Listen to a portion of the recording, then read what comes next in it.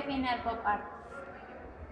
Bueno, es una de las corrientes de lo que se considera la pintura moderna en Occidente, que después de la revolución pictórica de 1870 es el primer estilo artístico que va a relacionarse o a encajar con lo que nosotros conocemos como gráfica o diseño gráfico. Es la unión que genera una confusión que hasta nuestros días existe entre lo que es qué es el arte, qué es el diseño gráfico. Y a partir de lo que vulgarmente se denomina arte popular o pop art, se ha considerado que ambas disciplinas pueden tener nexo, pueden tener relación. Sin embargo, cuando lo analizamos desde una manera más definida, sí hay un terreno muy amplio. La cualidad de este estilo o de esta corriente es que no nada más se quedó en la pintura o en el trabajo escultórico o manual como era común, sino que esta es una de las primeras, pues podríamos decir, experimentos del capitalismo por vincular al arte con otros campos de consumo generalizado, como va a ser el diseño gráfico, como va a ser la literatura, que va muy de la mano, y la música, que es, digamos, el contexto del arte pop, es el contexto de desarrollos literarios y musicales como la generación beat, como el hipismo, como la psicodelia, etcétera. ¿Qué técnicas se utilizan en el pop art? Son variadas, manejamos géneros, se manejan géneros diversos. Está representado en escultura, está representado en pintura, arquitectura, hay obra arquitectónica interesante, pero donde yo más destaco y en lo personal me gusta mucho trabajar con los chavos de diseño es en todo el aspecto de la gráfica, principalmente cuestiones litográficas, principalmente grabados, el análisis de la caricatura y del cómic es fundamental porque obviamente es un estilo que tiene paternidad sobre él, ¿no? Sobre el cómic. El cartel que Duchamp y toda esta gente décadas atrás empezaron a trabajar, pues viene a ser un desarrollo más popular con la obra. Las técnicas entonces es muy variado, como te menciono, pueden ser en pintura óleos, aguas, de hecho hay hasta fotos, manejamos daguerrotipos, se reinventa el daguerrotipo, se maneja mucho la plastilina, la gelatina, acrílicos, agua, y ya serían más o menos los que me vienen a la mente, ¿no? Y claro, todo el trabajo gráfico que es prensa. Ajá. Bueno, ¿usted por qué cree que se le da el término de arte a las figuras populares que se utilizan? Hijo, tu pregunta es y me mentiste, no es de 5 minutos, pero tu pregunta es muy amplia en cuanto a respuesta, porque estás preguntando algo que va en cuanto a la interpretación y la posición que uno puede tener sobre la obra de arte y la posición que uno puede tener sobre el concepto del art pop o del pop art.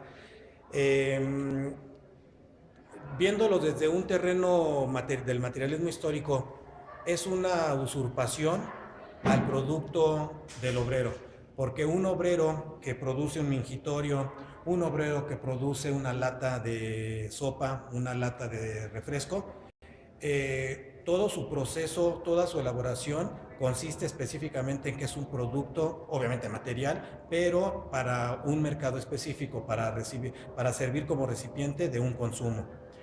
Cuando estos autores, quizás Andy Warhol, quizás Lichtenstein, quizás este tipo de gente, los retoman, los sacan de su contexto y los presentan en galerías en Estados Unidos como obra conceptual, están atentando al principio de producción plástica. El principio de producción plástica o de la obra de arte implica que para que yo pueda elaborar una obra de arte o la pueda dignificar como obra de arte, tiene que nacer desde el concepto de la creación. Y el concepto de la creación es que yo diseñe la idea, la materialice en mi cerebro, qué materiales voy a usar, qué técnicas voy a usar, qué mercado la voy a introducir, porque estoy pensando que voy a producir una obra de arte. Cuando Occidente empieza a valorar y le empieza a dar canales de distribución a la obra de estas personas, que no es una obra de arte nacida como tal, es porque están rompiendo un esquema que venía arrastrándose desde finales del siglo XIX, y este esquema era la famosa saturación de la obra de arte, del mercado de la obra de arte.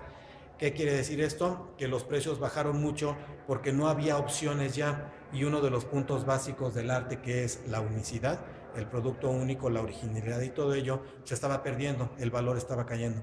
Entonces el mercado occidental tuvo que recurrir a esta novedad de la gráfica para lanzar al mercado algo que no es arte, pero que a la vez sí es arte. De ahí el concepto, de ahí el término conceptual. En lo personal, me resulta muy difícil trabajarlo porque cada vez que yo me profundizo en el concepto del diseño gráfico, cada vez me queda más, desde mi perspectiva, es más claro entender el pop art desde una visión gráfica, una escuela de diseño gráfico, desde mi perspectiva. Yo la hago a un lado, sencillamente la comparo con estilos diferentes de otras épocas, etcétera, y creo que el proceso de elaboración es otro, ¿no? Por eso yo me haría a un lado, ¿no? Y ya por último, ¿usted tiene alguna obra o autor de pop art favorito? Pues sí, Ay, bueno, los que uso básicamente son los comunes, ¿no? Los clásicos. Me gusta mucho estudiar a Andy Warhol en clase porque los chavos a través de Warhol conocen espectros plásticos como es uso de psicotrópicos naturales o químicos, conocen literatura, los vinculo mucho con Burroughs, por ejemplo, se van mucho con Capote. Sobre música es, digamos, uno de mis principales puntos. Trabajan mucho lo que es la psicodelia alemana, se van mucho a lo que es, pues digamos, también la psicodelia estadounidense y la fusión que genera esto hasta lo que podríamos llamar hard o rock hard, es por donde me voy más. Pero en la plástica, pues yo me quedaría con Lichtenstein, por ejemplo, como un autor básico. Me quedaría con mexicanos, con la obra de Cuevas, vinculado un poco Cuevas en ello, la obra de Fernando Castillo. Son autores que para mí tendrían más vínculo y son más entendibles para nuestra cultura en la misma época, ¿no? En la misma época. Y obviamente sin desprestigiar a Warhol, porque Warhol pues, es el papá, ¿no? O sea, no lo podemos hacer a un lado, ¿no? Ya, gracias. De nada.